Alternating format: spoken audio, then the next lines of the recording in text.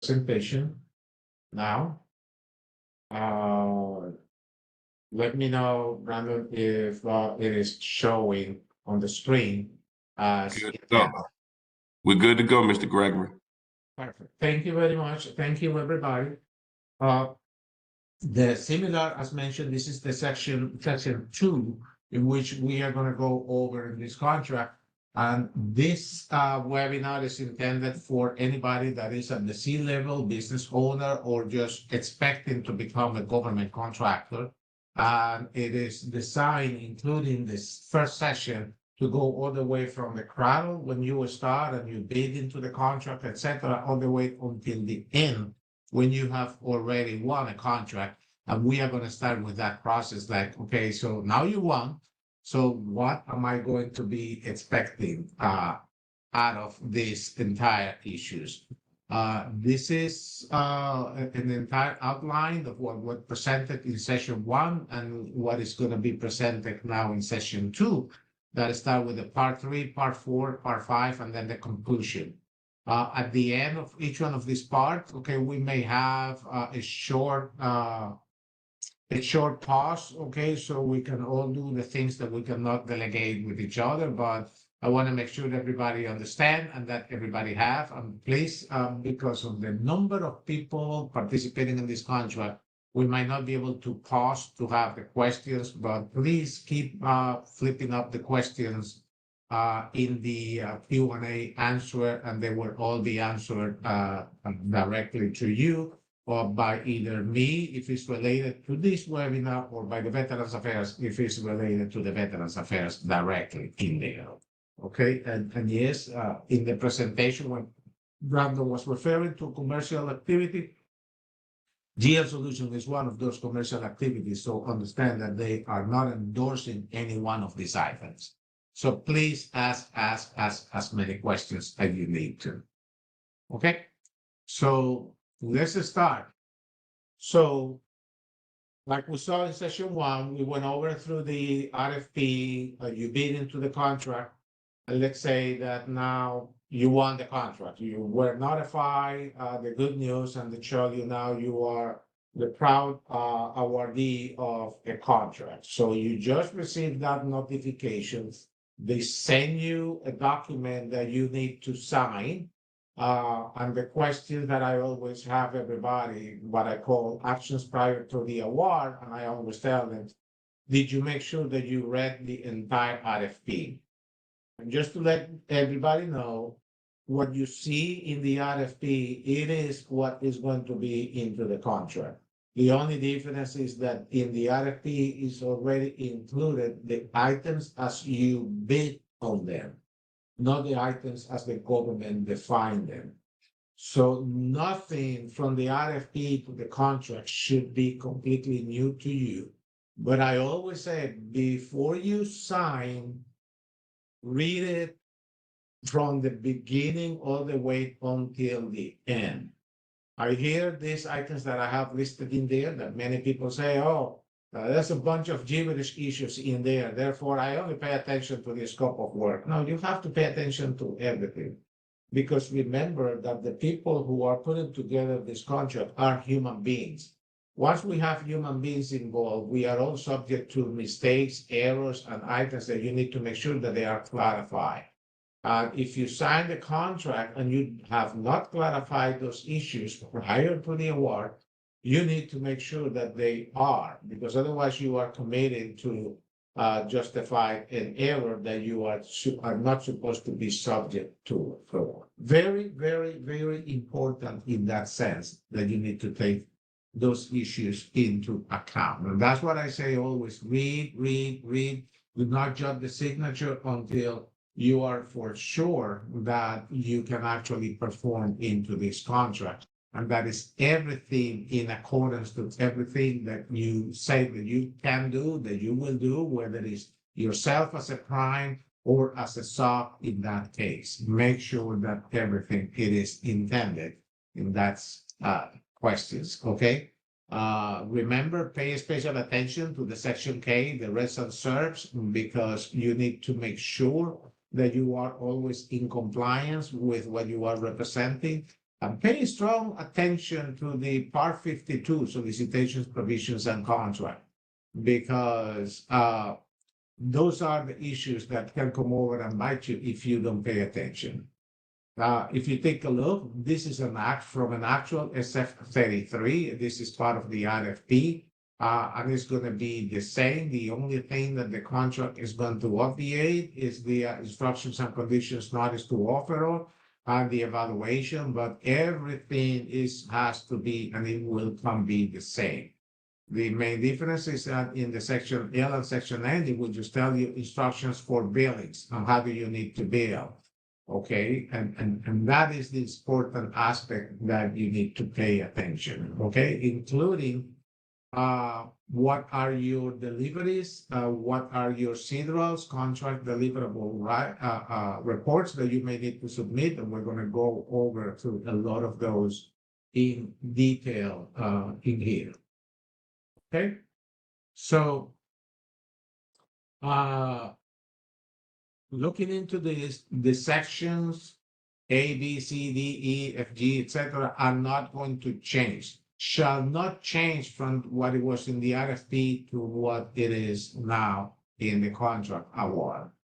Okay, so that is extremely important to know and understand. And I cannot make it stress that out, because I have had clients that have received contract that have lots of problems, that it was omitted. Okay, a contracting officer confused two different companies and they sent it, and he went over and signed it. And I just told him, listen, do you know that you committed to something that you guys never bid onto it? And they said, oh my God, why? What happened? I said, because this is actually not included into your RFP. And then we have to sit down and do a lot of negotiations. Luckily, the contracting officer noticed their mistake, even though that he signed it blindly, because he was just so happy that, hey, we got the contract, let me just sign it. I want to be in the contract right away. Well, no, slow down. Slow down. That is the most important issue then to understand. Okay, they are also what I call still within the actions prior to the award that you need to make sure, as I say, what else is on it. Reading and understanding the sections of this RFP, it is the most important issue. Make sure that you are in understanding with every FAR regulations that they are asking you to be in compliance. Okay, many times you are going to see that the contracts refer to what we understand as clauses incorporated by reference. Doesn't mean that you don't need to read it. It means that you need to read which clauses are usually part of the 52s, and then go over, open your FAR book. Last presentation, we discussed about the Federal Acquisitions Regulations and the FAR book and where to get them. Remember, it's completely free. You don't have to pay for that. You just go to acquisition.gov and you can either see each FAR regulation in there directly, or you can download the entire FAR in PDF into your computer, so you don't have to depend on the internet at that point or at that time. So read them all, understand them all prior to making sure that you know what you are agreeing. Okay. Second, are you a prime or the subcontractor? Prime, remember, means that your client in this case is directly the government agency. There is nobody between the government agency and you. That means that you are the prime. If you are the sub, it means that some other contracting entity or other government contractor is directly contracting with the government, and you are then contracting with that entity. That means that you are the subcontractor, especially if you are a company. What items applies to you as a subcontractor versus the prime? I want to tell you, everything that is applicable to the prime is also applicable to you, with a very few exceptions. If the prime is a very large contractor, like one of those, like the Northrop Grumman, the Lockheed Martin, etc., and you are just a small business, you need to understand that everything that is related to a small business is part of your commitment and you're part of the compliance. That's why the section K is extremely important because you're saying, I am in a small business participating under this very large contractor. Okay, and there might be different items that you may need to read because certain items that the prime may be subject to, like you may see, for example, CAS compliance. CAS stands for Cost Accounting Standard Compliance. That does not apply to you if you are in a small business. What applies to you is the FAR 31. It's similar, but it's less demanding in terms of the reporting that you may need to do. Are you still subject to the compliances? Absolutely, yes. You are still subject to the compliance, whether you like it or not. Okay, second, understand, what type of a contracts were you given? Okay, normally the government, knowing that they're gonna have subcontractors, like to issue what is called a like for like. i.e., if the prime is receiving a T&M contract, they are expecting that the subcontractors are also going to be subject to the exact same type of material T&M type of a contract. If it is a cost plus to the prime, okay, but the subcontractor is so small that might not be able to help a cost plus type of a contract, then they are required as the prime to negotiate with the subs a fixed price contract or a T&M contract. Most of the time it's a fixed price contract, but you also need to make sure in your reps and serves that that the business of you as a small business do not have more than $750,000 in revenue. Not sure if that amount has been updated lately. Is something that we need to make sure if it's been updated to a higher amount. But I believe it's still the $750,000 year. Okay, so that's part of what you need to make sure that it happens. Part of your compliance agency might be your prime contractor of certain items, but there are certain issues that you may want to keep from the prime, which is your internal ways of how you do your sources. For example, your indirect rates and several other confidential issues. And what you can say and do is that I am willing to provide this information directly to the government on a sealed envelope. Okay, or the sealed information, and you need to tell the government agency, do not share any of this information with the primaries, and they will respect that because that is part of what they have. Hey, Mr. Gregory, Sure. somebody asked a question. Would you please repeat the 750K, please? What you was referring Yes. to? If you are in a small business, as I mentioned in the session one, that one of the best contracts to have is a cost plus, but it also requires more work to do and to have within your system.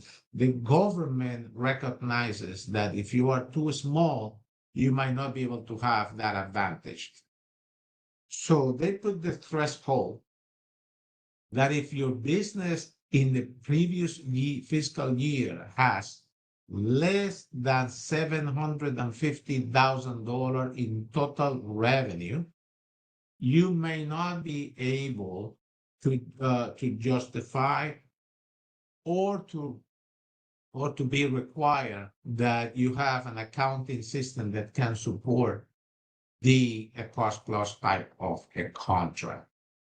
Okay, and that is true as if you become prime or if you are a subcontractor under a prime, you may need to make this kind of level and representation. Now, in today's age, just to let you know, to everybody, the threshold to be able to qualify has been easier and easier with the availability of new software and accounting systems and costs that people can have. Okay, therefore, even if you are under the $750,000, okay, it's always good because everybody plans to grow slowly in there. okay, then to represent that, yes, I can withhold and I can have a cost plus type of a contract. And by the way that they measure that is not on the revenue that your system claims, but how much have you filed in your taxes as a business in your 1120 that you file for the annual tax report that is usually on the cash basis, not on the accrual basis in that case. Did that help, Brandon? The question? Excuse me, yes. So they said, are you saying that if you don't have 750K in last year's revenue, you'll need a DCAA account system?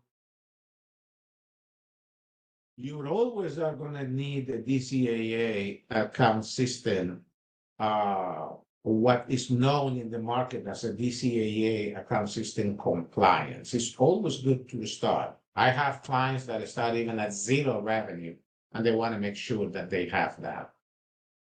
Okay, so is very, very critical to have, because accounting system is not just your software, it's how you are performing the accounting. Okay, you don't need to have a sophisticated software system to say that you have a DCAA compliance system.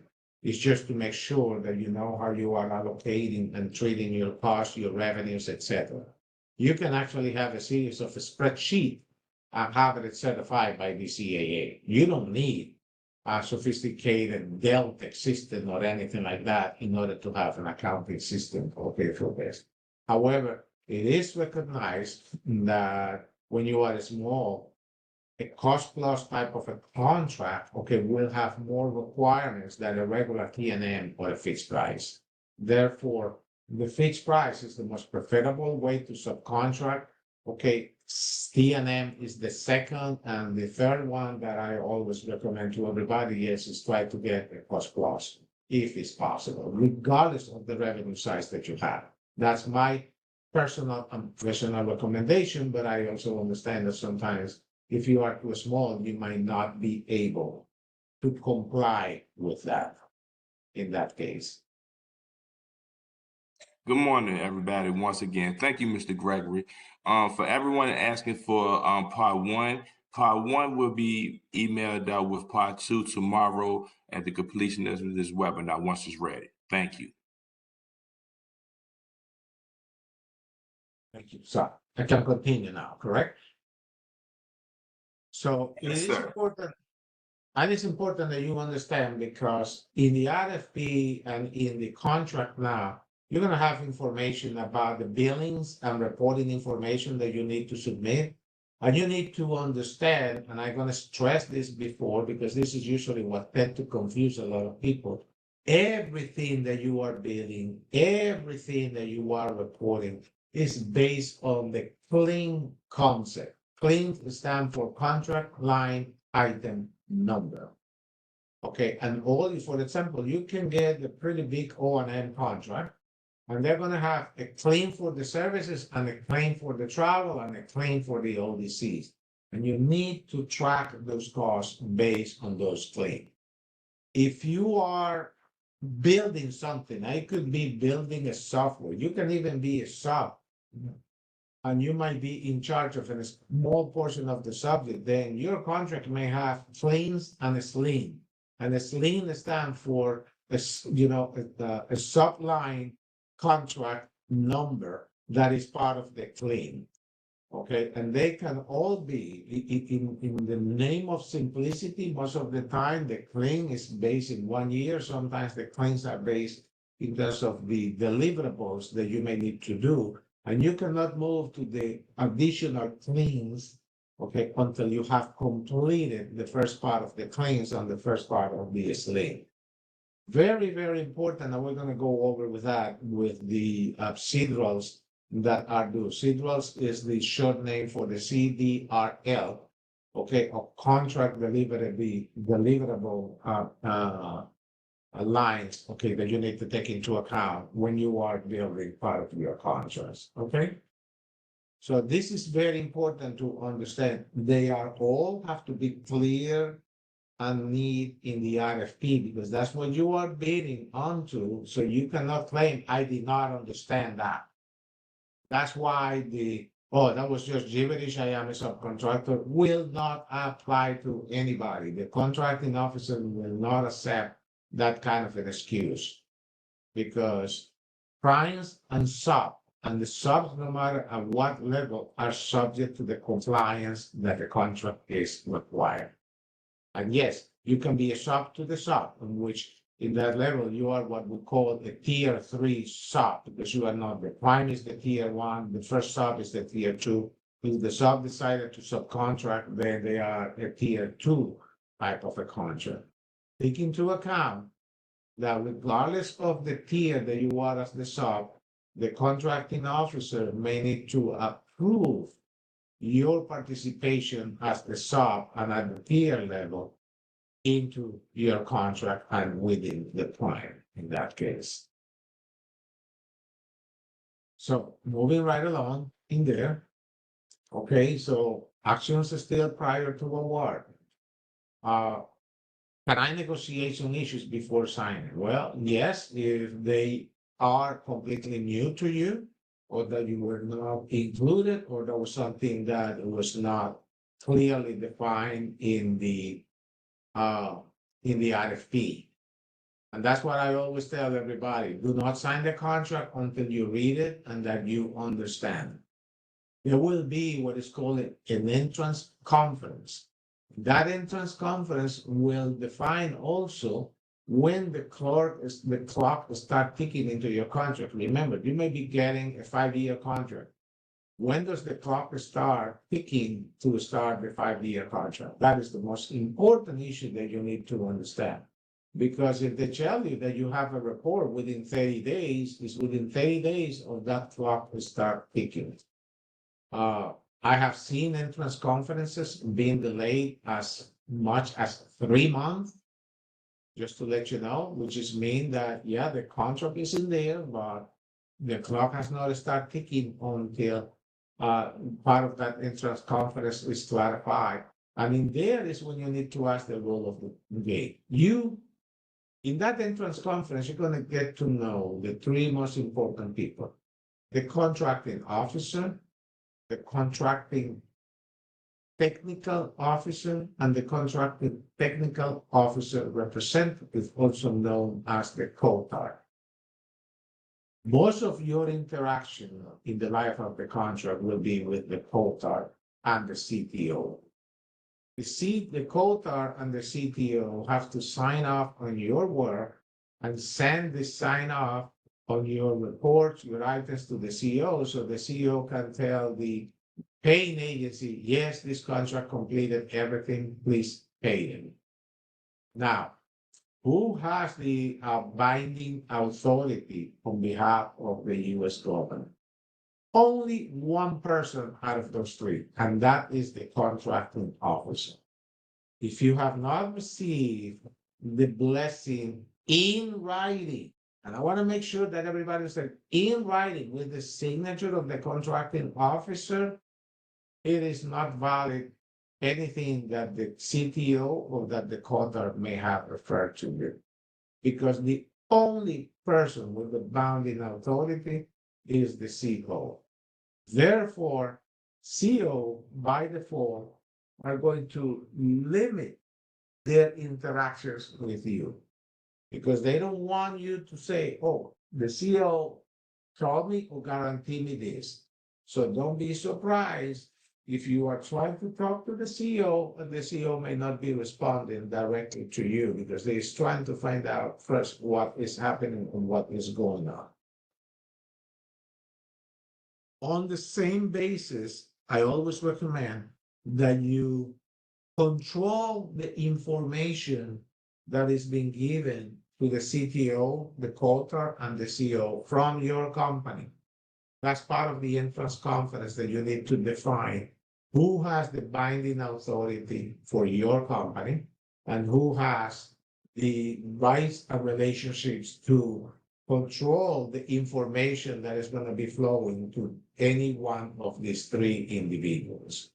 Make sure that you are on top of them. That is extremely, extremely important to know and understand, because failure to do that, it is can have disastrous consequences. I've been in companies where I was the CFO, where a VP say, "Oh, I am the VP. Yeah, we're going to do this at no cost." And later on, the CEO tell, "Okay, you say that at no cost. We were expecting a cost." And after that, we couldn't get back and then created losses for the company, because not everybody within the company may understand what they are committing to. That it is extraordinarily important for you guys to understand within your own company. Extremely, extremely important in that case. Okay, I'm gonna move then to the next slide.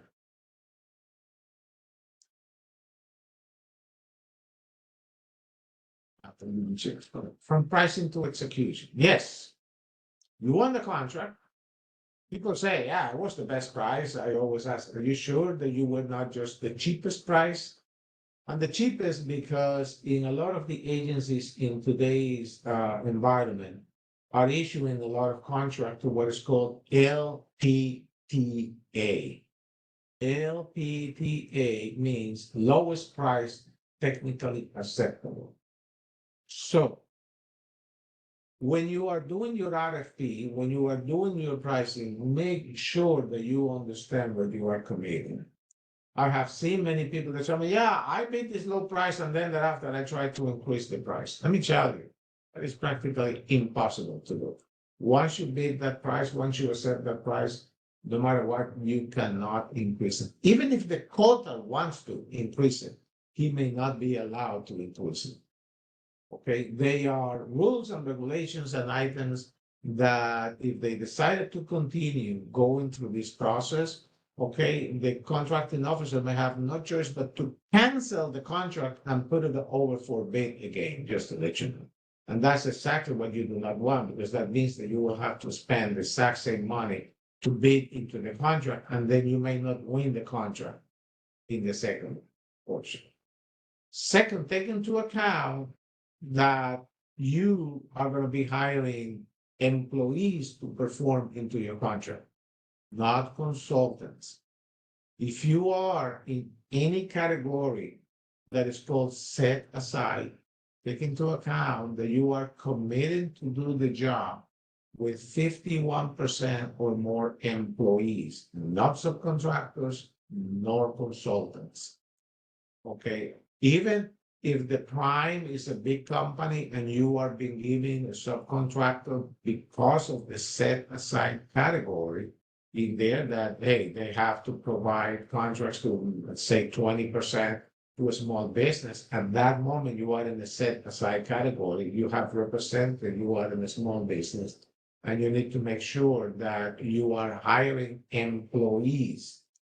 Therefore, if your decision was to use consultants rather than employees, you might be into a big surprise about that.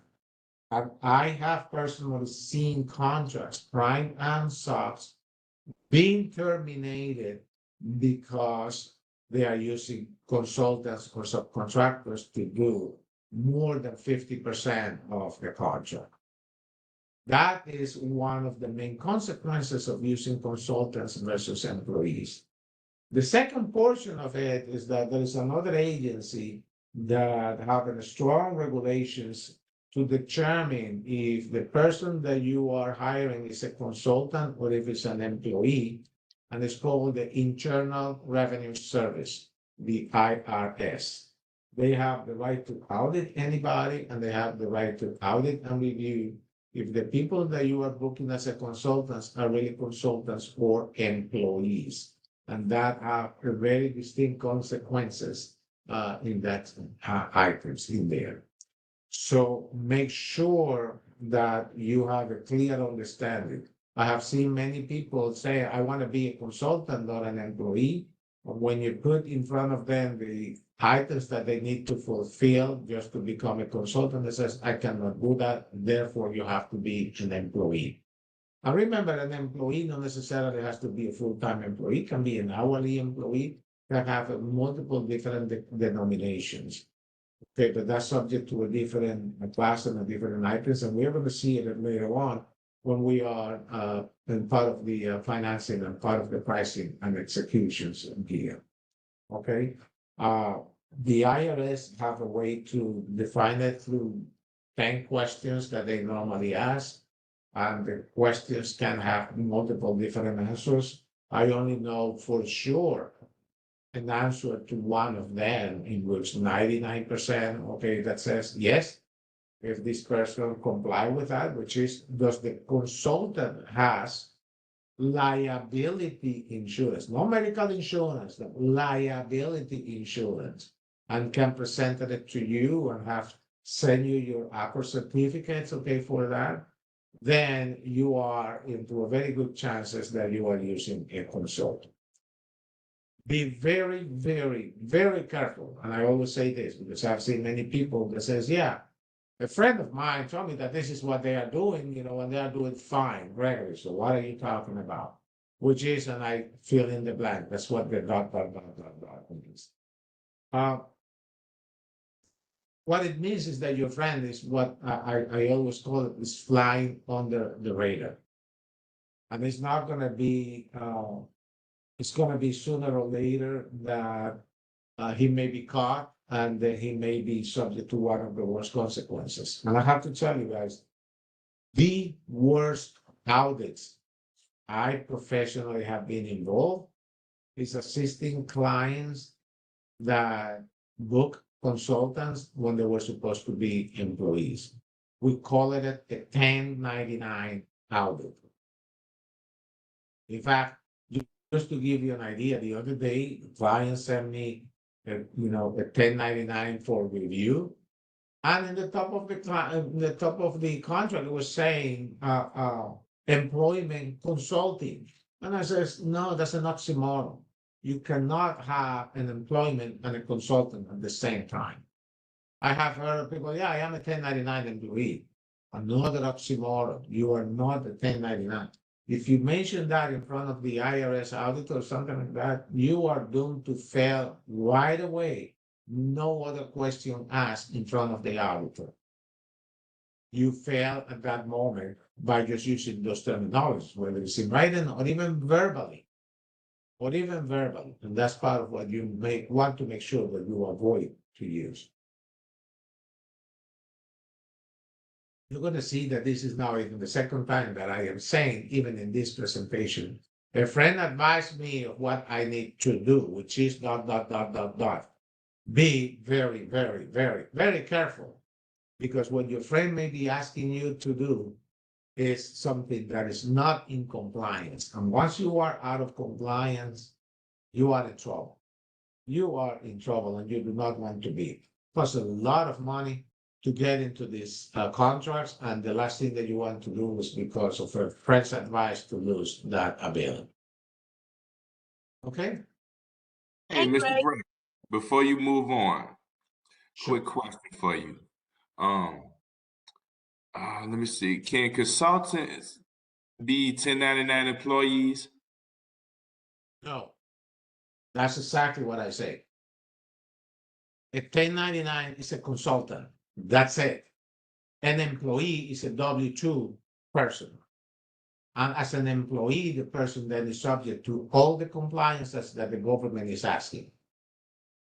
Salary, paid vacation, holidays, times, etc., etc. Everything is listed in the contract, and you need to make sure that you are complying with that. That's exactly what I was mentioning. A 1099 employee is an oxymoron. It's impossible to assess.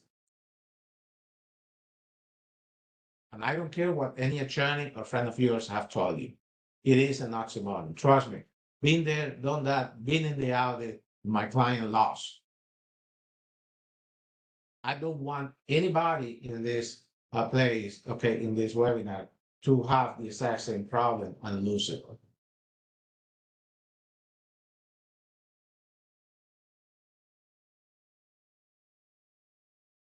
Is that clear enough, Brandon? Yes, thank you. Okay. Perfect. So as we discussed about understanding the different roles of the people you're going to be involving, okay, my contracting officers is going to tell you, and it has on the list contracting officer.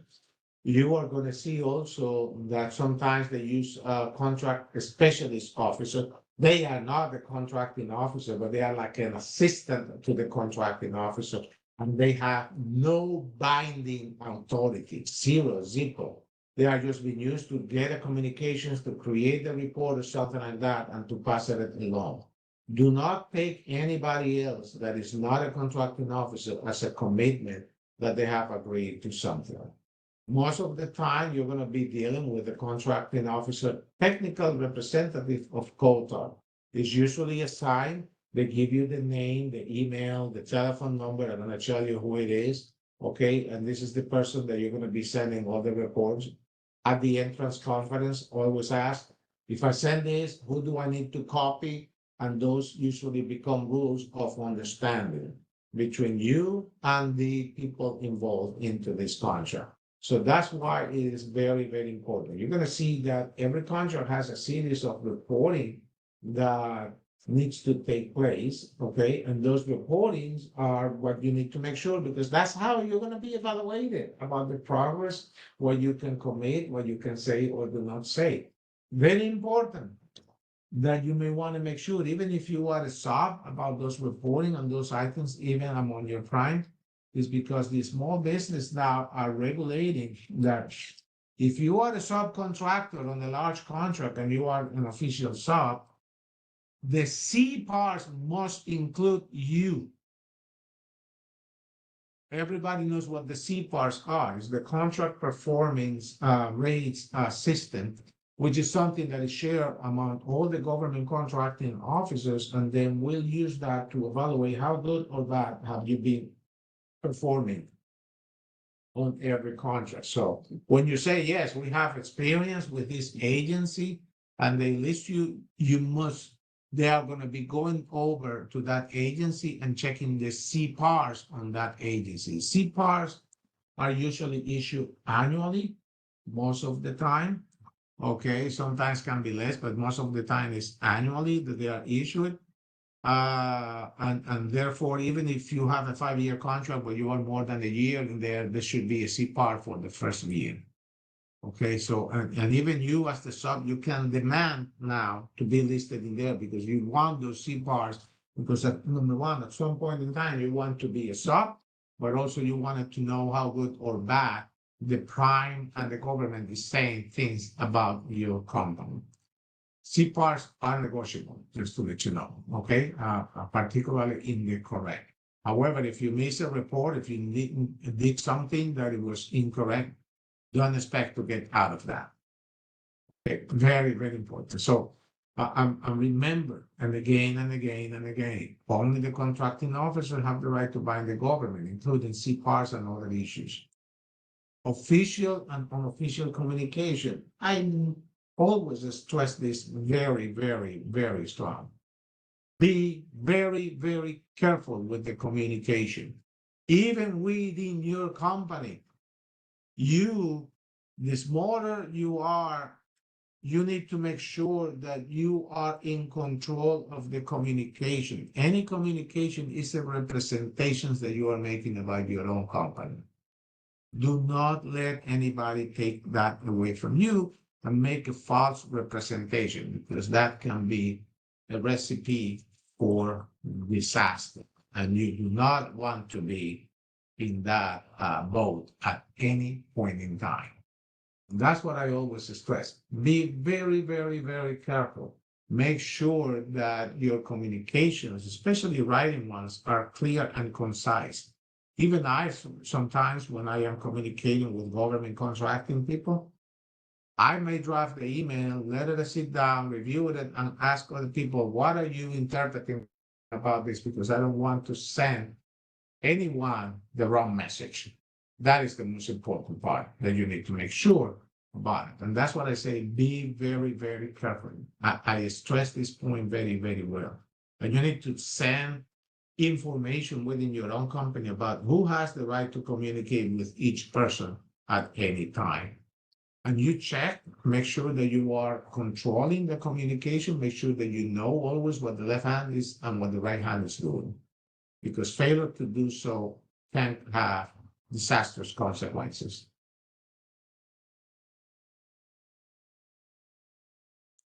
Moving to the next slide now. Okay. We have what we know as compliance within the contract. Many people say, I am in a small business, not a big one. This does not apply to me. Not true. You need to make sure that you understand what applies to you, what does not apply to you. Okay, many people say, well, but this is what I propose on my price how to execute it. What the quota is asking me may cost me a fortune. Can I reprice the contract? The answer is no. This is unbelievable. What if I cannot perform? That is the worst case scenario if you cannot perform. Very, very important to understand, because many times, I'm just going to give you an idea, even in our company, we were awarded a contract back in September. And the quota asked us, hey, can you hire this person? And the person was asking a fortune in salary. And I have to tell the person, I'm sorry, I cannot hire you. Even the quota called me and said, what means that you can go and say, hey, and I just told them, you guys negotiate us down to there. This is the maximum salary that we can pay. How are you expecting that I conform to that? Oh, I'm going to request then, I'm going to request, a mod. And I says, good luck with that. And of course, 30 minutes later, he told me that, no, we cannot have a mod to increase the value. Because just to let you know, even if they agree to increase the value, they cannot increase the value to more than 35% of the original cost that you submitted. If it goes above 35%, the contracting officer, by far regulation, it is required to terminate the contract and put it over for a rebid again, because it was incorrect information provided to the government in that. That's why it's sometimes very possible. Repricing, depending on the claim. I have seen those cases where, and I'm going to give you one that we managed a long time ago for a client, in which they say, hey, you are supposed to buy a server in here, but they took so long to approve the contract that by the time that the contract was awarded, the server that it was needed needs to have different configuration, different compliance, and have increased by about 20%. Therefore, you need to tell them we cannot buy anymore because that was 6 months ago, not today.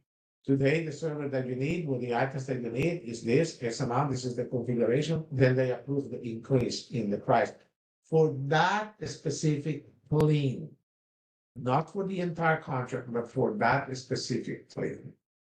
And this is most important what you need to do. You may be asked, especially if you are in services, to have other provisions that we call it the SCA, the stand for the Service Contract Act. They are certain positions that are supposed to be for government employees. Usually they fall within the categories that we call it non-exempt. And the government has to issue what is called labor rates determination or wage determination, WD. The WD are established by the Department of Labor, and you can search it in the Department of Labor. Today, one great news is that every contract act that have an SCA determination in there are now including the link to the WD that the Department of Labor have established in the RFP publication issue. So you no longer have to search anymore. You have it in there, you download them, and get it. Now understand that the WD changes usually every year.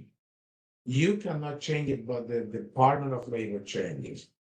If you are in a contract that is an SCA contract, and we have a department, a wage determination, and all of a sudden the wage determination changes, You need to send a reminder to the contracting officer and the quota and tell them, hey, the wage rate determination has changed.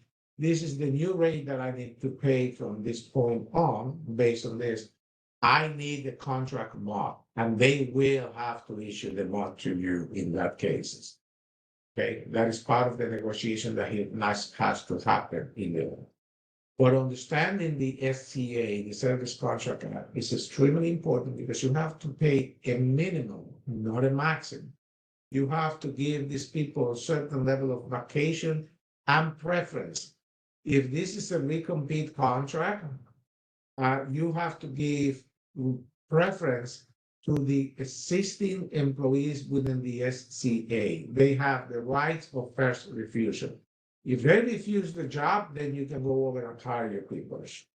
Second, and very important that many people don't understand, is that the seniority, in order to earn the vacation allowable that increases, for the first year, the 2 years and 5 years, etc., is not when they started to work with you. It's when they started to work in the contract. So you need to have that information available to you, okay, when you are getting ready to hire these people. And yes, you have to honor those wage determination level and those rates. Even usually they are earned into what is called buckets. Either they don't earn it in processes and progress figures every pay period, or they earn it at the year anniversary when they started that contract. And I have seen cases, for example, within the SCA that you start the contract, and because you are inheriting these people and you have to give them the right, some of them earn the first bucket of vacation within a week of you getting the contract. And you have to honor that.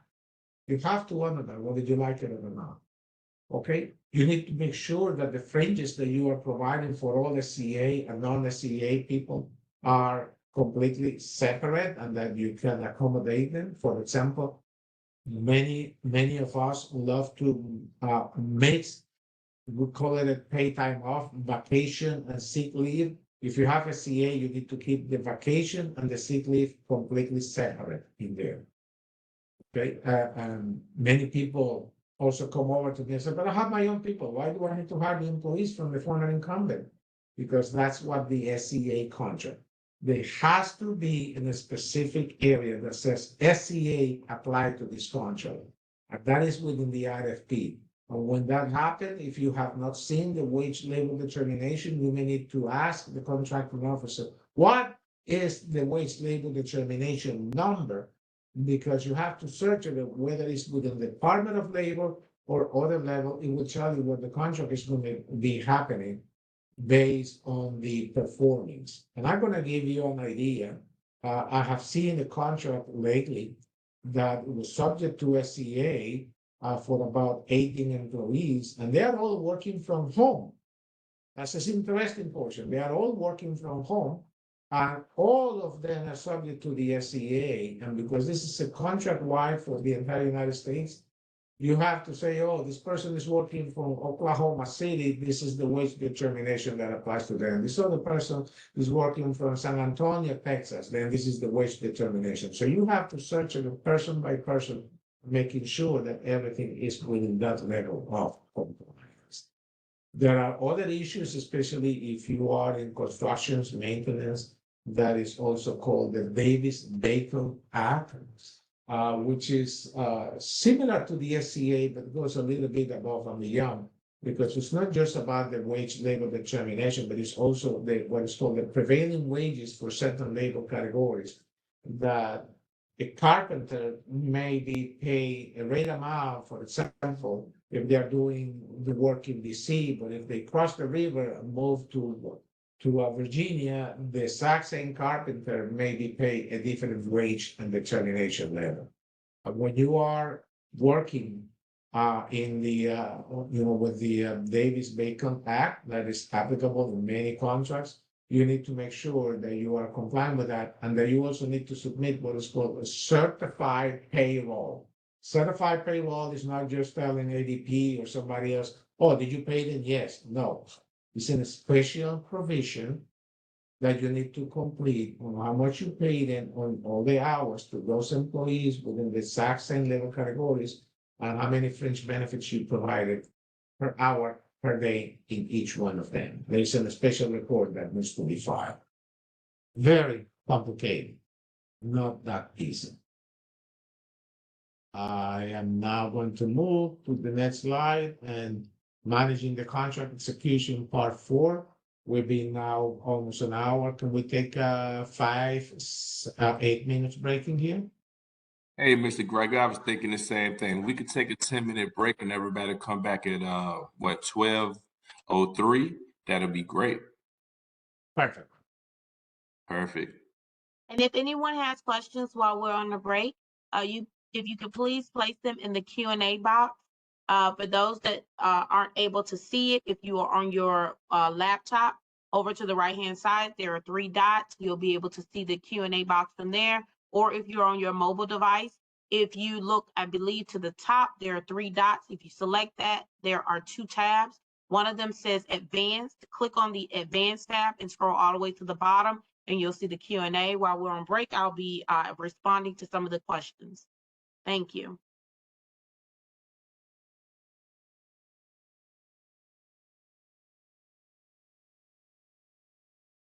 Again, this is the part 4. You got the contract, you sign up, so you receive all the informations. Now is okay, we need to start performing and working in the contract.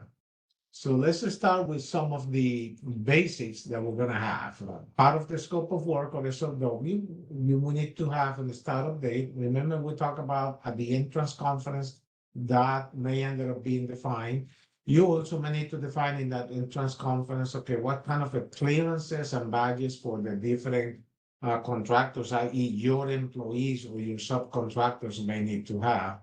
And the most important issue to understand is the security clearances level that you need to have, because performance at the different security levels is what can hinder the number 1 aspect in game.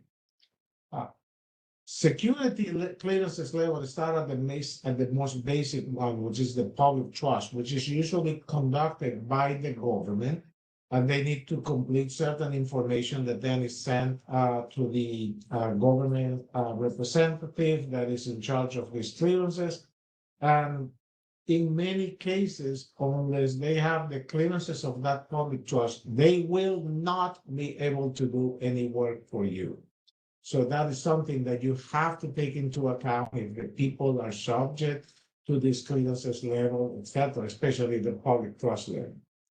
Once you start a little bit higher in there, especially if you are into the IT issues and you may need to touch any government system, you are probably going to be starting to be asked to have secret, top secret, depending on the job that you are doing, might be top secret SCI. SCI stands for Secret Compartmentalized Information System, which is mean that the people are going to be working in the windowless room that is very secure. Or if you may need to have even a polygraph or any other additional background investigations in that sense. The closer you are going to the secret PS, TSSCI, TSSCI with the poly, the more difficult it is to get these people. And getting those individuals that have that, yes, you can take your people and try to put them over for that clearances, but it can take months and months and months. Very recently, one of our clients received a contract, and it was a very, very, very good contract. But as I am reading, and I say, I think that they may need top secret or above to work into this contract. The contract was issued in a way that did not mention any kind of a requirement of clearances. But at the entrance conference, they say, oh yeah, we need top secret SCI poly. And I'm so, wait a minute, guys, what the heck? That was never mentioned into any place of there. Not only my client did not have that level of clearances, it was also not priced for the people to have that level of clearances. We tried to help the client as much as possible, but 7 months later, the agency decided to cancel the contract because nothing was being done and could not be done because the contractor, in this case, my client, lacked the level of clearances that it was needing. So that's the part that you do not need to be. And by the way, that was a pretty good contract. It was about $12 million for 5 years. Nobody wants to lose that type of a contract. So understand it before you get in there, okay, that you may need to have this level of clearance because it takes time. It's the time issue. It's not if you have the ability to get or not. It's just that the timing issues to get the people to the necessary clearance, okay, may take forever. Forever. And when you say forever, is that it can take years to comply with a lot of these things. So that's why I always say, if you are just planning to become a government contractor, and right now you are just working for a contractor or the government and you have the clearances, do anything that you can to make sure that your clearances do not get erased and that you can keep that clearance at all the time. Because thereafter, to get them, it is very, very, very difficult to get in that case. Understand the badging. Sometimes you may need to provide badges for your contractors, okay, saying that they are working for your company. Look at the regulations, okay, if they have to wear a uniform, sometimes the uniform needs to have certain regulations, and needs to have a name, it needs to have, okay, the name of your company and listed that they are subcontractor. Okay, and just to give you an idea, we got into a contract, the ones I was mentioning to you back, that we received in October, at the beginning of October. One of the employees, she has all the clearances, but there were some issues with the badges issued by the government that allow this person to come in on a daily basis to the facility. It took them almost a month. And during that month, one of our employees that have the clearances and the badges level have to escort this person every day in and out, in the morning and in the afternoon. It was very painful, but that's part of what we need to do in order to perform in the contract. Nothing against us. It was just that the agency was having issues or problems in getting those badges. And those are the items that you need to make sure that they are addressed, okay, at that level. Also, if you have planned employees that have the technical expertise, but they may have never worked for a contract, make sure that you let them know you will be subject to a background investigation. You will be subject even to a public trust. And I'm going to give you an idea. One of our contractors, he has a great individual. When we let him know that he will be subject to a background investigation, he immediately told us, "Oh yeah, but many years ago I was arrested for possession of marijuana." I said, "That's fine. That's not a problem. So what should I do? Just disclose it." We just told him, "Just disclose it. Did you pay your fine? Everything is there." "Yes, everything is fine. I am not." That's all that you need to do. And he was still able to get his clearances level needed in that case. Because in a lot of these issues, look at what the government is looking in, how much they can trust you, not based on what you have done or not done. It's how much can they trust you that you are not going to betray the government. There are many areas that any one of you may want to look and improve, okay, on the defense system, contracting system, okay, investigation system that you may want to simply to understand and go through the process, because it takes time, guys. That is one of the most important issues to understand, okay? And you need to let your employees know before they, or as part of the process, that they will be subject to a background investigation, okay? That is critical to understand, okay, in there, okay?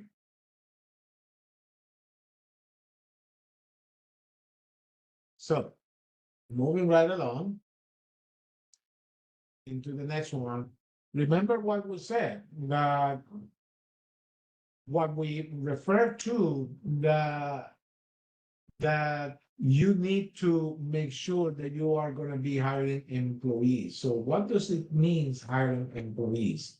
It means that your company will become a withholding agents with the IRS. So therefore, when you process the payroll, you need to withhold all taxes such as security, Medicare, federal unemployment tax, etc. It's okay. And withholding taxes for not just the federal, but also for every state and send them back into the IRS. Luckily for us, there are many companies that specializes in that, such as the ADP, the Paychecks, etc. of this work. Okay, and normally you tell them, yes, you're going to be paying. We process our payroll through the ADP, and then they understand. But you need to make sure that they file and complete all the necessary forms for all these processes. Okay, and it also means that you need to protect yourself, okay, and understand what the employees is expecting, okay, when you select them and what they're going to have. You need to make sure that you have workers' compensation insurance, okay, and vary by state. You need to make sure that you have errors and omissions, and you also need to make sure, depending on the size of your company, that you may have what is called employee liability insurance. Employee practice liability insurance is also known as EPLA. And all of that, when you submit your proposal and you say, this is my fringe rate, must have been considered in there as part of this cost. Avoid problems, okay, to make sure that you say, oh, I was never expecting this to cost me this much. You can always talk to a lot of these people, to a lot of these agencies and taxation agencies. Also understand that because you're going to be hiring employees, in the contract usually will tell you, you must provide the full 11 federal holidays available to all your employees. You cannot cut out that. You must provide the full 11 legal federal holidays, and they're going to tell you, they are all listed in there. That's what. You also need to provide them with you also need to provide them with pay time off, vacation, and sick leave, depending on the type of the employee. Sometimes you can mix it together or you can separate them together. Okay, you may also need to make sure that you are competitive in the industry because we are all fishing in the same pond for the same type of employees. Therefore, you may want to reach and make sure that you are offering a very good 401k, that you have certain other benefits that entice the people to work for you. And let me tell you, sometimes some of those benefits are the most important differentiators between you and others. I always tell all my clients, if you want to provide, if you want to get employees to work for a lower salary, make sure that you provide excellent benefits. In my experience in this commercial sector in here and helping clients and ourselves, you save up to $10 for every dollar that you provide in benefits. So you want lower, this is a secret, guys, I'm telling you, you want a lower salary, provide great benefits. Even the government in these days, because they don't want to see that the contractor is having a very high turnover ratio, are now asking, what kind of benefits are you providing to your employees? Because if they look that you're providing the minimum, you are running the risk that even an excellent employee that you might be getting might be subject to just leave 2 or 3 months after he's working with you. You do not want to have that. They wanted to see the same employee working there from the beginning all the way until the end. Don't forget that you also need to make sure that you have liability insurance for you and your employees level if something happens. Some of them are even asking for the proof of insurance for car insurance. For example, if your employees are driving to the location of work, or if the employee is, driving, as part of the work that they may need to do, and all of a sudden they get involved in an accident, their regular car insurance may not pay. But your car insurance, because it's work related, may need to pay them. So you need to make sure that you are complying with a lot of these factors. Okay, perfect. And also don't forget that the federal, state, and income taxes, SUTA, FUTA. And you may say your company may be located, for example, in Virginia, like we are. But if the person is working in Oklahoma, as I mentioned before, the rules for the unemployment insurance, etc., and what to pay, what not to pay, minimum, are regulated by where the person is working. In this case, if I win a contract and it's to be executed in Oklahoma, then I'm going to be regulated by Oklahoma rules and regulations in there. And you need to understand those very well, because it's not about where your company is located, but where the individual is actually working in that case. Yes, and sometimes for the same contract, especially if the job is going to be done from their house, home, you may need to register in multiple and different states in that case. You know, it's difficult, but it's manageable, and that's the way that it is to have, especially since nowadays we are doing what is called telecommuting. That, yeah, the work is in one place, but the individual performing the work is in a different location. Okay, so that's part of what we need to make sure. All the states are very jealous about their taxes. All the states are very not just jealous, but they are also, wanted to make sure that you are paying them what they think, not what you think, but what they think that you owe them in terms of taxes in that case. Okay? So for the federal, it's very simple. Just look at your publication 15 or circular E, and for the benefits that you can provide your employees, non-taxable, etc., just look at publication 15B. It's renewed every day. So therefore, you want to make sure you want to make sure that this is you need to make sure that you are in compliance with all the taxations in that case. So I'm going to be switching to the next slide. Now, okay, so we were talking about the fringe benefits, the federal holidays. Remember, right now, it's 11 federal holidays. It is what you have to pay, since they added the Juneteenth about 2 or 3 years ago. The pay time off, the retirement benefits, all them, okay?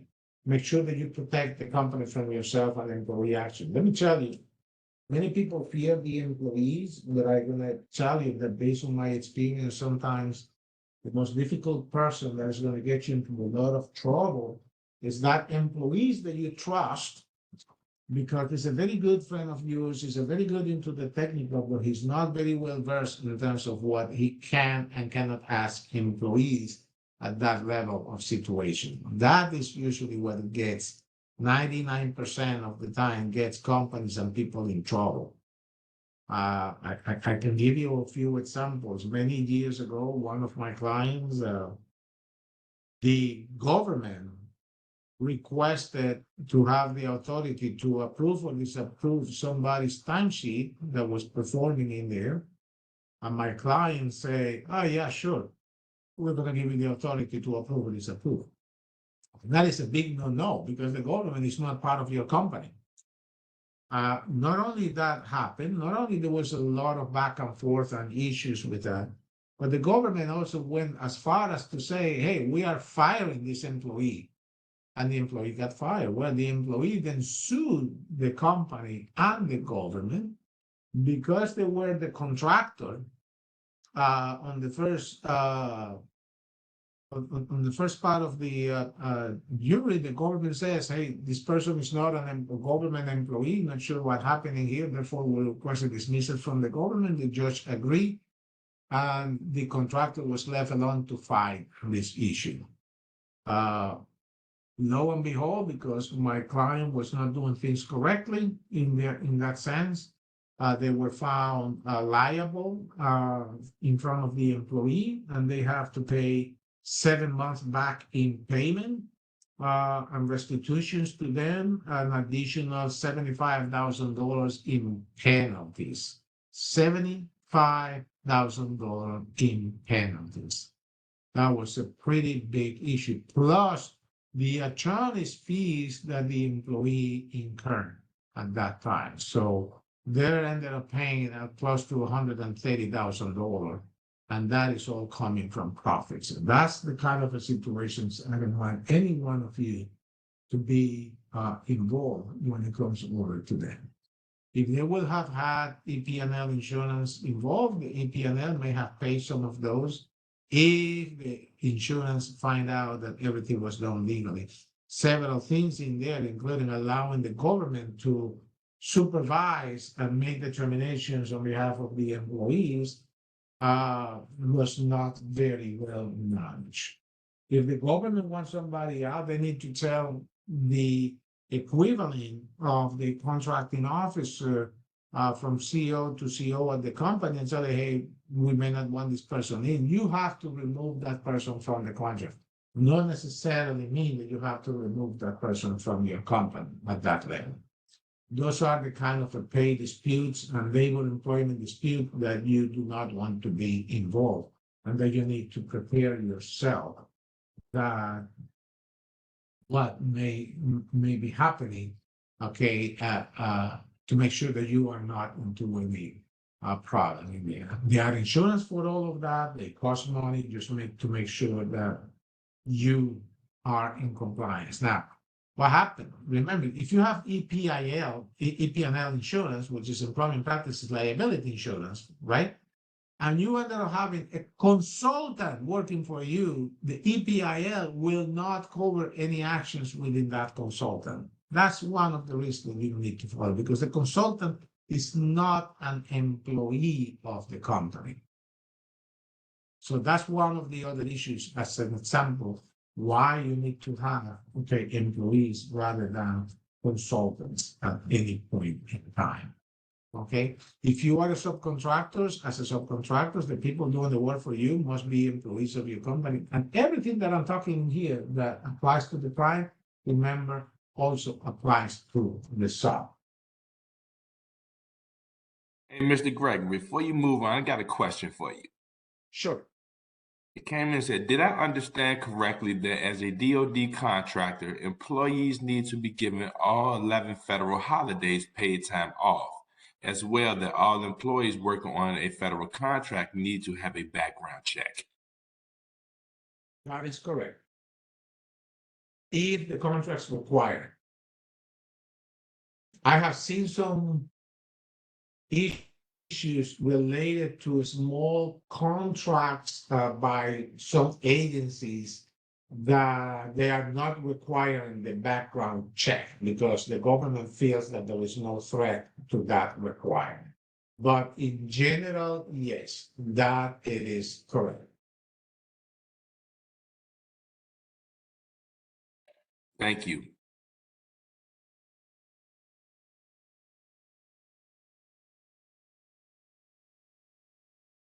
Okay. Again, why benefits are important? Because what I just told you, the secret. Okay. Employees, regular employees tend to love their benefits. And there might be some small benefits that you may provide that are a significant difference, okay, to them. Therefore, they may agree to work with you, not for somebody else that is just offering a bigger salary but lower benefits level. That's the part of what you need to do. And let me tell you, we can talk for hours just on the importance of benefits, okay, for the employees in that case. Okay.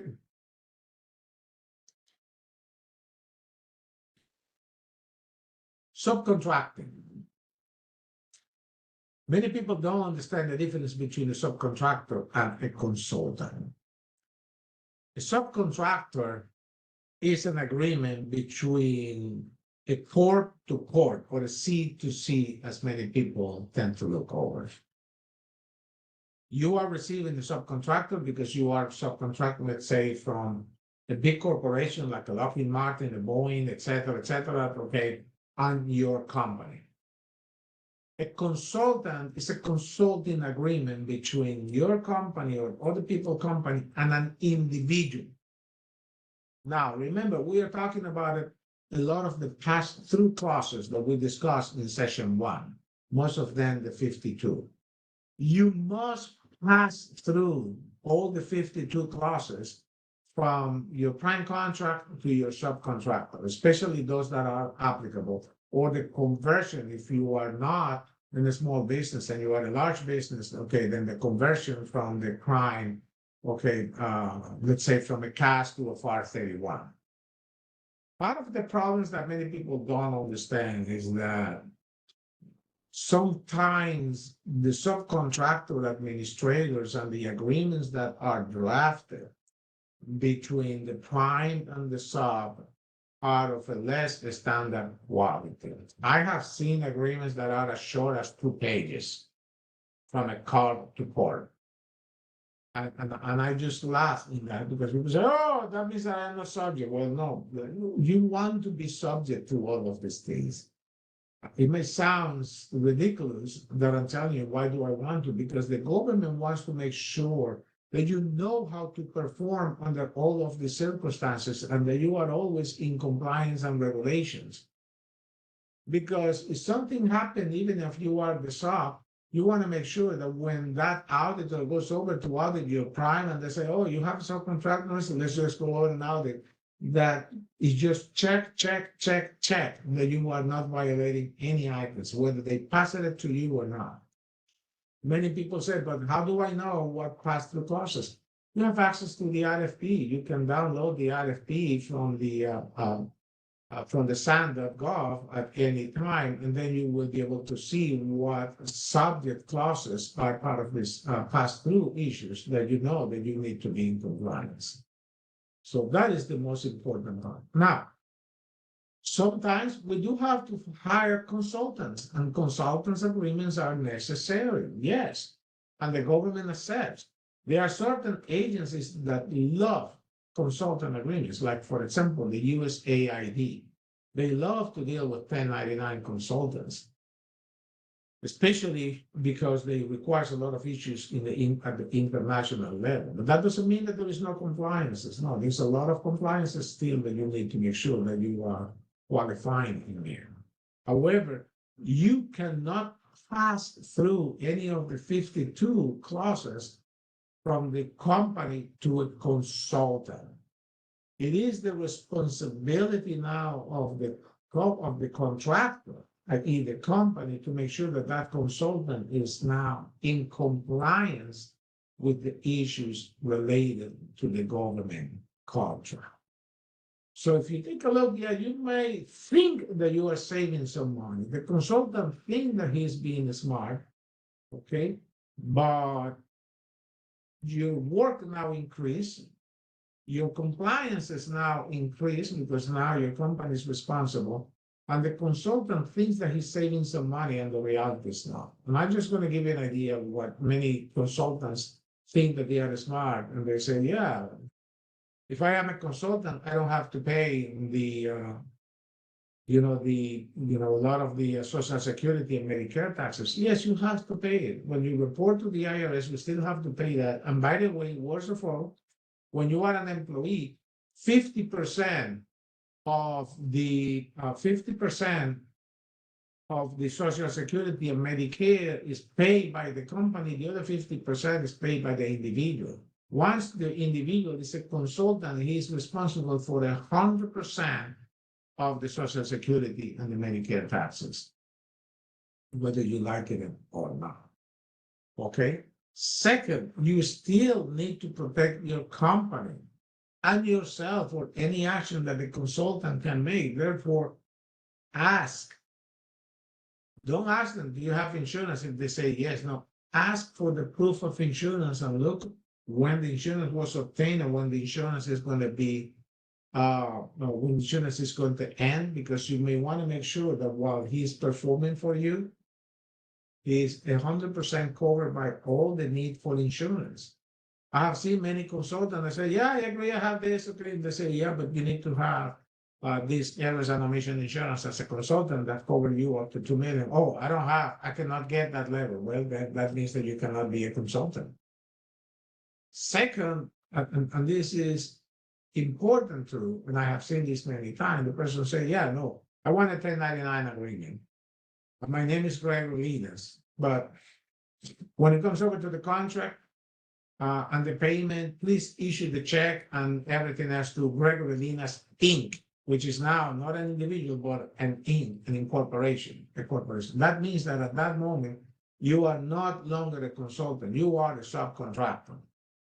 I remember even when I say that if you have a subcontractor and or consultants, the contracting officer may need to approve in what status you are. If they approve you as a consultant and now all of a sudden you want to be a subcontractor, you may need to inform the contracting officer about those changes and to see if they are okay with those. Most of the time they're going to say yes, but you need to make sure that the left hand always knows what the right hand is doing in this case. And remember, whether it's consultants or subcontractors, they must be in compliance. And if you are the prime and you are subcontracting them, the responsibility of compliance lies in your company. You are responsible to make sure that they are in compliance at all your time. I cannot stress that more because there are many times where that has created among participants and people. Okay, I'm going to move on. Scope of work. Okay, Pat. Understand that you're going to have reporting. You're going to be subject to some monthly reports, some annual reports, sometimes less than a monthly report, other type of a reporting. There is something that is called the 75% rule as part of the performance report, which is mean, we're going to see it in a moment when we go over to the contract finance. You've been given a contract and then you've been, let's say you may want a contract of $5 million. The first year is $1 million, but you see that the funding is only $500,000. They're funding you for 6 months. The 75% rule is that once you have spent 75% or more, you need to create the 75% rule reporting and telling the contracting officer, with the submission of invoice, we have invoiced you more than 75% of our funding option. Therefore, we will need additional funding to complete this year. That is important. Or you may want to give them, if they funded you for the full amount, you may want to give them the 75% rule reporting to let them know that they need to start clicking in for the extension or the approval for the next performance year if it's a multiple year award in that case. So getting the option years approved, it is extremely important. In that involves the performance rating. Make sure that you haven't had a termination for cost, okay, or a termination for convenience. The termination for cost is usually known in the market as a T for C. Okay, termination for convenience is still called a T for convenience. It means that the government says, I don't think that we no longer need this condition. You haven't done anything wrong. They just termination for convenience, and you need to make sure that that is reflected in your CPARs. Okay. They may also come over and say, yeah, you work in the first year, but we are not renewing the option period because the government may not need this item. Or the government may not be sure how you perform into this contract before they are not renewing the option periods. All of those issues are negotiable because they all may have different implications in your performance rating, and you want to make sure that that is not affecting your performance at any time. Okay, and you need to make sure that you are bringing people and that you have individuals that understand how to do this very, very, very well. During the life of the contract, you're going to see also what is called contract modification. track them. Some of them, they're gonna be asking you to acknowledge that you received them and that you are agreeing. Can I say no to a mod? Yes, you can. Especially if if what they're asking you to do is not part of what you agreed to do. In the mod, it must say you must sign and acknowledge this, or you must say you do not need to sign. Mod, most of the time, our number starting with the letter P as P001, P002, P003. Track them. So if the latest mod that you receive is P003 and all of a sudden you are receiving P007, where is 4, 5, and 6? Ask the contracting officer, hey, I see that you skip from 3 to 7. What happened to the 4, 5, and 6? I need to make sure that you have them in there. And I can tell you one time, in the contract that we were, okay, they sent us a mod that they wanted to add something in there, but there was no prices, and we have to say, no, that was never agreed in the original scope of work. Okay, then we're gonna modify it and we're gonna add the claim to add these numbers, and that's how we agree. And that's how we negotiated that mod. And then everything become perfect after that. But those are the important portions and issues that you need to make sure that you have those items in control all the time. Now, in terms of reporting, we've been talking about it since the very beginning, the CDROs, or the contract deliverable. All contracts within the scope of work will be listed on your claim.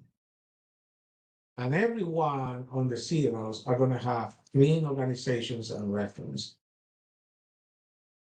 Read them very well, because you are going to be it's clean to represent the deliverable with specifically item to deliver within the contract. Therefore, knowing these issues, you need to make sure that you are in control. For example, I have seen CDRLs that says, oh, you're going to be receiving, let's say, in a contract that is related to phone support or IT support, and they tell you your phones needs to be able to be performing at the level of a 99%. But you need to respond to 99%. That's a very high standards in the CDR. Anything below that might hinder your company into problems in there. So you need to track those things, because you have to report, yes, we've been performing at this level. Okay, and that, in fact, in some contracts, if you underperform, you may be penalized and you may not be able to receive the full the full price on that month. I have seen it in fixed price contracts, service operational contracts that are related to say, hey, you need to have 10 people available. All of a sudden, you only have 8 because 2 resign. Let me tell you, if you have not been able to fulfill this in 2 weeks, we're going to penalize you in that case. Some other CDRLs, okay, requires that you fill out some forms, person also Form 1423.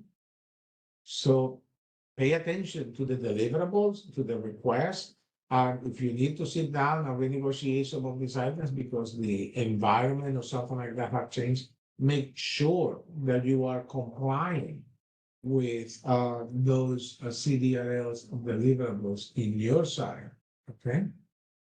Because the lack of that can have you into trouble at any point in time, okay? Similar to this, even though that it might not be subject to this because it's not very common in a small business, is that you may be required, especially if you are building something, etc., to what is called EVM, or your prime, you might be a sub, but your prime is subject to EVM. EVM stands for Earned Value Management. That's a very system in which your work is performed against a special control line as developed in a project management software system, and they need to make sure that you are doing that on time, in place, and within budget. Take a lot of these issues into account because you may need to perform based on that. So we are not going to talk too much about it, just to let you know that you guys may be subject to, in some cases, to EVM. Second, and understand the contract that you may receive, whether as a prime or as a sub, most of the time as a client, is going to be divided by clean. So pay strong attention to what you've been asked to perform. If you're building a gadget, okay, make sure that you are in control of building that gadget and that you may want to have that. Are you performing the services? Then pay attention because your CDRLs and what you need to perform may vary. If you have to travel on behalf of the government, those items for travel are going to be listed completely separate from the services or the work that you may be doing. If you need to purchase some ODCs also for those items, they're also going to be listed completely separate from that portion. And depending on the agency that you are dealing, what I say depending on the agency, because for example, you may be hired by the Army to perform on a contract, you may need to travel, but if your contract is through the GSA does not allow any indirects attached to any travel. But if you are working directly with the Army and you're traveling, then you might be able to add your GNA to your travel, or a limited GNA, or you may have a travel and ODC pool rates that you may want to apply to that. If you have to purchase additional items, materials, computers, parts, etc., that's usually going to be listed as ODC costs. Pay strong attention to what you need to do to complete those services. And when the government acknowledges that you have completed those ODCs, they need to sign, yes, we'll receive the goods, we'll receive the items in that case. Because otherwise you will not get paid unless you follow all the conditions. And all the conditions for all that are listed in your contract and in the RFP in that sense. It is 12:44.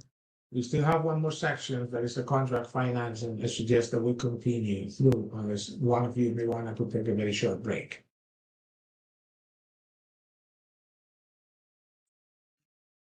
We're good to go, Mr. Gregory. Okay, perfect.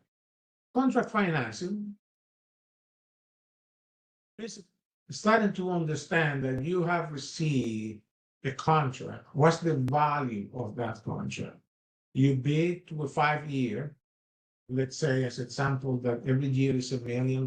This means that you have a contract value at the moment of award of $5 million. Funding may be zero. If the funding is zero, at that moment, the government is obligated to zero with that contract value. That's why I make an understanding between value versus funding.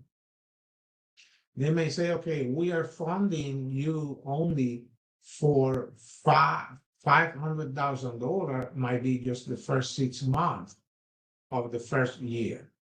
That is your funded value. You're going to see that the government in that funding mod is going to tell you the government is not obliged to pay you more than the funded amount. That is why it's very important to understand that. Now, you're going to have billings, which can be monthly, can be semi-monthly. We are all a small business, and as a small business, we are always strapped on cash because of the working capital needs, not because you are losing money, but because it's all the working capital needs that you have. Therefore, you may be subject as a small business to what's called the Prompt Payment Act, and that is part of the FAR. The Federal Acquisition Regulations is available to small business. Even if you are a subcontractor, you can request the Prompt Payment Act, which means that you can bill every you can do semi-monthly billings to receive this money faster. Many people do not know that, and you just need to talk to your contracting officer. And that's what I say. Can I bill less than monthly? I have a lot of bill to pay. Yes, you can. Okay, and they have to. Now, a lot of primes love to say, no, we are only going to be paid every month, but the ability that you can bill every semi-monthly open the line for you to what is called contract financing. Can I sell my receivable? Technically speaking, yes, but the government do not like that you sell your receivable. That's why we call it a factory. There are pros and cons versus that, because the government wants you always to make sure that you own your receivables and that you own your work, because if the receivable is not accepted or the contract is not accepted and that contract becomes void, and you already have sold that receivable to somebody, legally you can say, I don't care, I've already been paid. And that's exactly what they do not want to. However, can you get with a good line of credit with a financial institution? There are a lot of banks now working with that. Yes, and there is a huge difference between factoring and line of credit, because the line of credit costs far less than the factoring. Most of the factoring that I have seen take away all the profits that you have earned in your hard working line. So therefore you are working for the factoring company. However, a good line of credit with a financial institution like a bank takes time to put in place. Therefore, do not wait until your accountant person tells you, we have to make payroll 2 days from now, we don't have the money to cover the line of credit or to cover for the payroll. What shall I do? At that moment, you may have no option other than to go to a factory at that moment. Also, there is something on this, called the assignability of claims, and it's within the FAR. That the financial institution may say, we want you to assign an assignability of claims. There is nothing to negotiate. It's very well defined within the FAR. You can actually search the assignability of claims, and the contracting officer have to sign it if you are the prime. Okay, and the bank also will need to sign that because they understand that you may need the financing available. Those are some of the most important portions to understand about the contract financing. The next item that we need to do is your accounting system. You are in business. You are following FAR 31.2. Okay, you have heard about the cost accounting standard, but you may not be subject to a cost accounting standard. But you need to make sure that you are tracking your contract and cost and value by the exact same level of claims that your contract is asking you to do. You need to make sure in your accounting system, and remember, accounting system is not your QuickBooks, etc. No, that's an accounting software. Accounting system is the natural rates of procedures and items that you're using to differentiate your direct versus indirect costs. What are your fringe, your overhead, G&A, general administrative costs, unallowable costs? They are all listed under the FAR 31. What is the profit? Why do I need to track this cost in such a complicated way? Because you are always subject to audit by the government to make sure that you are doing everything correct. When that auditor comes, whether it's from DCAA, DCMA, or any governmental agency that you are working on, you want that auditor to just go check, check, check, check. There is no problem here, bye-bye. Most of the time you hear a lot of companies, even if they are not in the defense industry refer to a lot of these issues as a DCAA compliance. Because DCAA, with the defense being the largest of all the government agencies spending money with contractors, they have become the leader in interpreting and understanding and making rules about your costs. Any audit that DCAA can do for your company is listed in the website. Just go to dcaa.mil. There's nothing in there that it is hidden, and you can actually read it and understand it very well in that case. If you are in a small business, you are subject to the Part 31. Part 31.2 is the understanding of your accounting costs. There is also something that you need to take into account that is called the TINA clause, or the Truthful Cost in Pricing Data, also known as the Truthful in Negotiation Act. That's where the TINA comes from. Especially if you are doing a time and material type of a contract, you are making a representation on your fringe, your overhead, and your G&A, and the government wants to make sure that those representations are full and correct. Notice that I'm saying, if you say that you are expecting to have a 30% fringe, and all of a sudden your fringe ended up at 28%, good for you. That's not a problem. The government actually wants you to save them costs and money. Okay, that's not an issue. The problem comes over if you say that you have a 30% fringe, but all of a sudden you say, well, I was supposed to give my employees the 11 federal holidays, but I'm only giving them 4. That is a problem. That is a problem that then it will hit into the TINA clause in that sense. And that's where you do not want to be involved in that case. And I have seen both cases, okay, like this, in that situation. So make sure that you are operating in the truth with your contracts and with your clients. In that case, whether you are a prime, whether you are a sub. The prime should never come over and audit a sub. Do not ever allow that. Just allow the government to come over and audit you, but not the prime. I've seen many friends say, we have the right to do that. And I says, no, you don't. The government has to. And I am willing to open my books to the government, but not to you, Mr. Prime. I'm sorry. Okay? So that's part of what we need to make sure that you have. So why does it matter then, as we were discussing the government? Because you need to track down all your costs to prove that you are spending the money correctly by each clean contract line item number. At the end of the contract, you will need to go out to what is called contract closeout, final invoices and claim.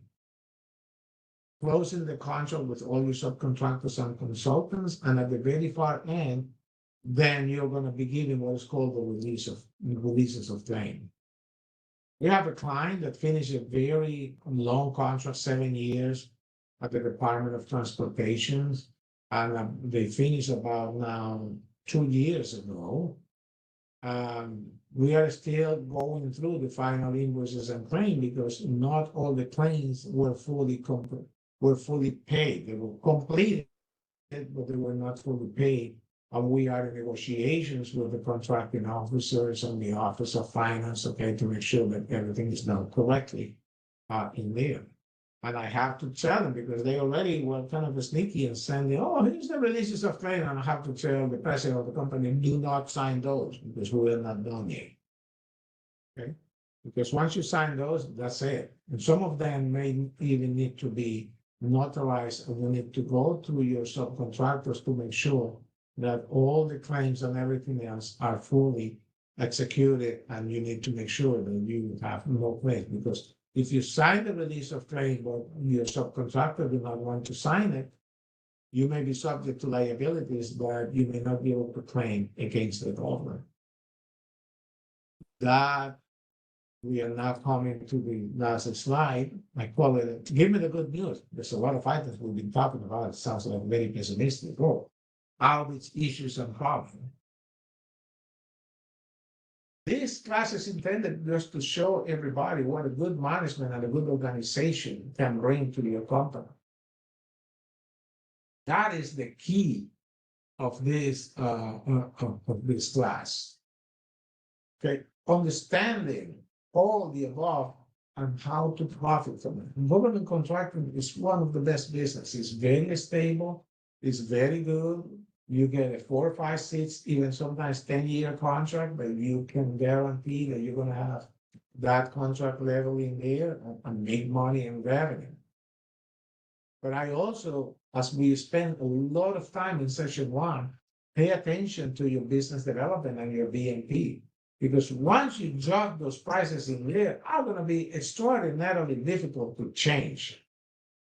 Especially since about a year, 2 years ago, we were in a very low inflation, very stable, and all of a sudden now we are switching to a very high inflationary mode. Take all those items into account. Why is it good to have everything correct and in place? Because the government loves to repeat business with the companies that give them all these advantages. That is the beauty of working with the government. Once you have a great responsibility, great response, I have to give you an idea. Happened about 10, 12 years, like 15 years ago, but I was the CFO of a company and a different agency that we were never involved when I was the CFO of that company called us. And they say, we need a good contractor. We call this agency and they make a reference that you guys are the best that they have ever had. Boom. We say, yes, we would love to do business with you. 2 weeks later, we landed a $25 million task order from GSA with them. That is the beauty of making sure that we do everything correct.